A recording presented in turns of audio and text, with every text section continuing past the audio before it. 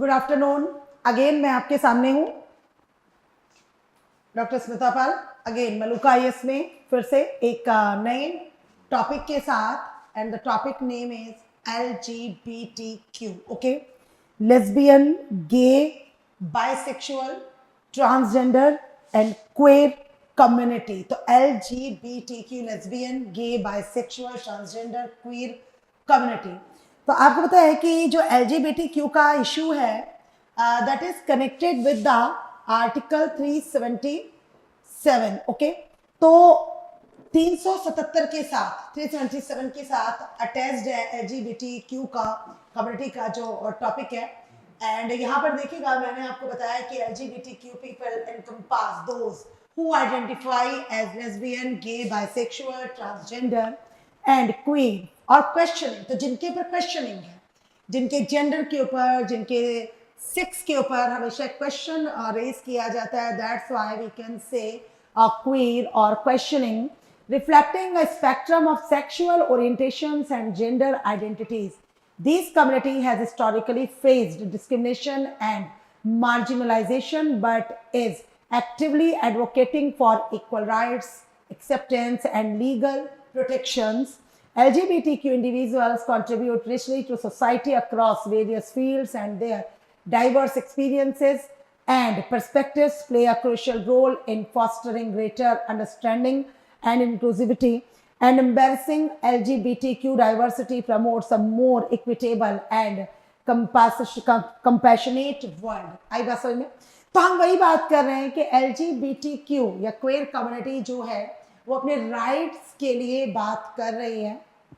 And आपको पता है कि हमारी कंट्री में 18th सेंचुरी में, अर्ली 19th सेंचुरी में इस तरीके का ब्रिटिशर्स ने रूल बनाया था कि ऐसे पीपल जो कि ट्रांसजेंडर्स हैं, तो वो अगर कहीं साथ साथ दिखते हैं, कहीं साथ साथ मिलते हैं, तो उनके ऊपर लीगल एक्शन लिया जा सकता है। इसे इलीगल माना जाता था। बट आपको पता है कि हमारे यहाँ पर नाज फाउंडेशन ने इसके ऊपर वर्क किया, और जब नाज फाउंडेशन ने इसके ऊपर वर्क किया तो उन्होंने अपनी पिटिशन सुप्रीम कोर्ट के अंदर डाली।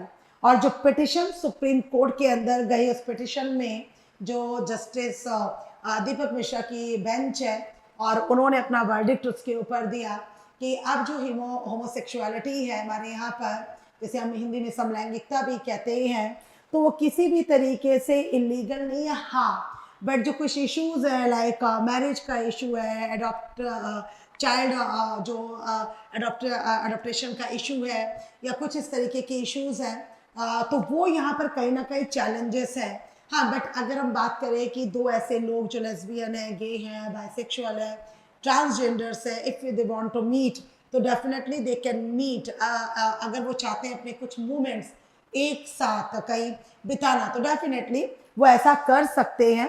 और यहाँ पर देख लीजिए LGBTQIA+, जैसे अभी जो नाम दिया जा रहा है दैट इज LGBTQIA। तो आप देख सकते हैं कि L यहाँ पर लेस्बियन है, G for gay, B for bisexual. यहाँ पर देखिए मैंने सारी चीजें इस वीडियो में बताई हुई हैं। T for transgender, Q for queer, I for intersex, A for asexual, plus and more. तो प्रॉब्लम है कि नेचुरली फिनोमेना है, और किसी पर्सन के अंदर हो सकता है कि या तो वो अपने सेक्स को ठीक से डिटरमाइन ना कर पा रहा हो, या ठीक से अपने जो इनर फीलिंग्स है उसको एक्सप्रेस ना कर पा रहा हो, शो ना कर पा रहा हो, तो that is and many more.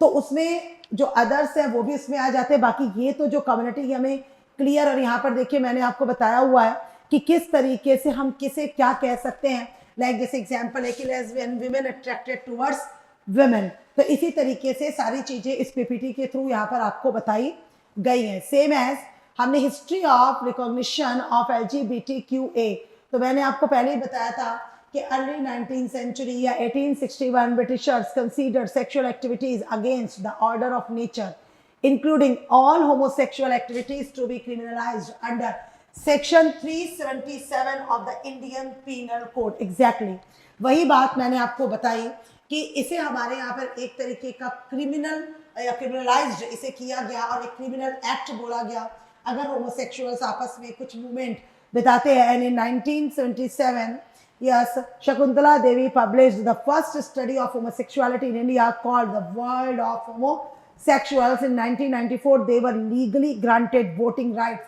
as a third sex, and in 2014 the Supreme Court of India ruled that transgender people should be treated as the third category of gender. And that's why आज still अगर हम presently बात करें तो forms में आप देखते हैं कि एक मेल होता है और एक फीमेल होता है, and third column that is for transgenders. तो 2014 में ये राइट भी इन्हें मिला, एंड दैट उसके बाद इन 2017 the supreme court gave the countries LGBTQIA+ community the freedom to safely express their sexual orientation.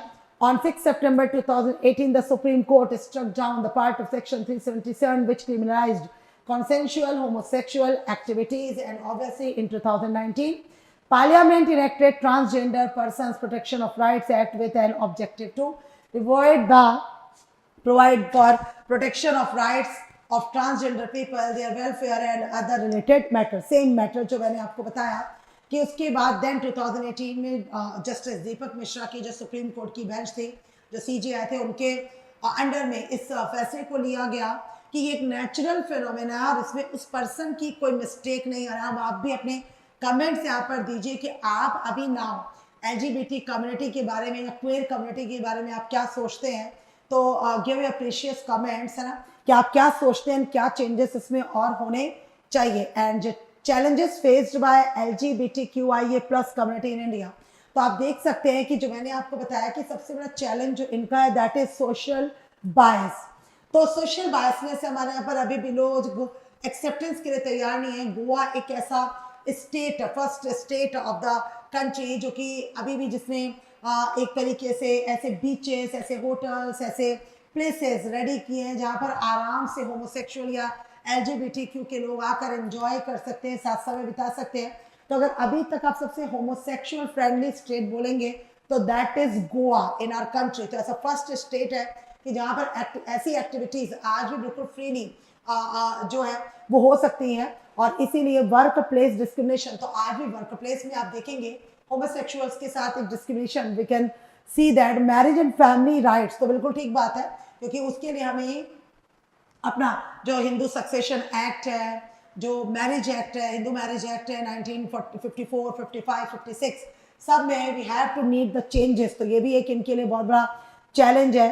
Then lack of anti discrimination laws, ठीक है, तो उसका प्रॉब्लम है। फिजिकल वायलेंस का प्रॉब्लम है, तो अभी भी इनके साथ बहुत ज़्यादा फिजिकल वायलेंस होता है। साइकोलॉजिकल इम्पैक्ट है, क्योंकि अगर इतनी सारी चीज़ें एक साथ उनके साथ हो रही हैं तो डेफिनेटली वो कहीं ना कहीं कुछ ऐसे जो चैलेंजेस है मेंटल, जो कुछ ऐसा हेल्थ का चैलेंज है वो भी वो फेस करते हैं। देन फैमिली रिजेक्शन है, सबसे बड़ा problem is that family rejection, जो बिल्कुल भी नहीं होना चाहिए। अगर हम ही अपने बच्चों को नहीं समझेंगे तो ऑब्वियस सी बात है उन्हें कौन समझेगा। एंड कंप्लीटली हमें लोगों को समझना पड़ेगा और समझाना पड़ेगा कि this is completely natural phenomena जिसमें किसी की कोई भी मिस्टेक नहीं है। एंड हमें उसे एक्सेप्ट करना पड़ेगा, वो डिग्निटी, वो रिस्पेक्ट जो उसके हिस्से का है, उसके राइट का, वो उसे देना पड़ेगा। लैक ऑफ कम्युनिटी सपोर्ट है, समटाइम उनकी कम्युनिटी भी उन्हें सपोर्ट नहीं करती है। इनकम इनइक्वालिटी जैसी चीज़ें हैं वो भी चलती है। देन गवर्नमेंट ने कुछ इनिशिएटिव भी लिया है, जैसे लाइक कुछ स्कीम्स है जो LGBT के लिए चलती है, लाइक स्माइल है, गरिमा गृह स्कीम है, स्वीकृति है, national portal for transgender persons भी है, एंड सोल्यूशंस फॉर LGBT क्या है तो आप देख सकते हैं। तो सोल्यूशंस हैं कि एंटी डिस्क्रिमिनेशन लॉज हमें मेंटेन करने चाहिए, मैरिज इक्वालिटी होनी चाहिए, adoption and family rights we should have actually provide them. Hate crime legislation होना चाहिए कि ये कोई क्राइम नहीं है, और हेट तो बिल्कुल भी नहीं होना चाहिए। Support services and inclusive health care भी यहाँ पर होना चाहिए। एंटी बुलिंग पॉलिसीज होनी चाहिए, तो इन्हें बुली बहुत किया जाता है, तो इस तरीके की जो पॉलिसीज है, इंक्लूसिव करिकुलम होना चाहिए, अवेयरनेस कैंपेन्स भी हमारे यहाँ पर होने चाहिए। एंड लास्ट है वही कंक्लूजन है, तो वही चीज़ है कि कंक्लूजन जब एक मेंटालिटी, जब किसी भी सोसाइटी में स्पेसिफिकली हम जब बात करते हैं कि जब हम लोग के मेंटल स्टेटस को चेंज करने में सक्सेस होते हैं तो शायद जो ऐसे फिनोमेना है वो कहीं चेंज हो पाए। एंड सीरियसली अभी अगर हम इंडियन सोसाइटी की बात करें या इंडिया की बात करें, सिस्टम की बात करें, तो रियली वी नीड इट कि हम ऐसे फिनोमेना जो किसी पर्सन की, किसी कम्युनिटी की, किसी क्लास की, कास्ट की, क्रेड की, रिलीजन एक्सेट्रा की, अगर उसकी डिग्निटी को, उसके रिस्पेक्ट को, उसके इनर वैल्यूज को कहीं भी हर्ट करते हैं तो डेफिनेटली एक लॉस को तो काम करना ही चाहिए, गवर्नमेंट को तो काम करना चाहिए, बट डेफिनेटली उसके साथ we need to change, we have to need to change our mindset also.